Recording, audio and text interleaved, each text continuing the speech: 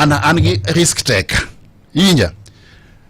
Onge tiende monda wuog oko mar sirikal mar Ruto kore katiyo kode kanoko. Tai ane sirikande already at cabinet level. My position was cabinet level. No appoint kaka cabinet secretary. Bang manoko vunjo cabinet. Ochako mi a position ma cabinet level with all the elements that go with a cabinet level position. Ereti ende monda awe tijino kwe kaditi yone oko kucha. Ok anguma monda tine sirikal kai. Matiende nini tiye gik madwa timo ma okanyal timo kane sirikal. Emo mi awuok oko. Mondo kora pasi ugigo to a logical conclusion ka noko kucha. Ka adwa tiyo ni Ruto tatiye sirikande ka. Okay. Yeah? Adwa tiyo ni jo Kenya. And ingeni people need to understand Eliud Owalo for what he is. My track record. Ingeni asetiyo gi jo siasa gi. 2013.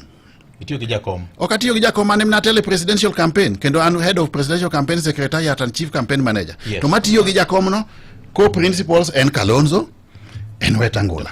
Atiyo ni giktari uji adek.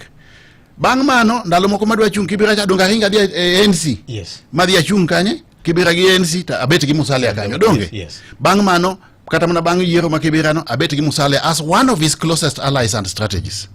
Bang mano, achaka dia tiyo gi nga?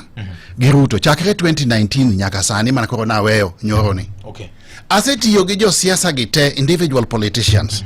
To sani koro mwani okachaka tini ja siasa mora as an individual.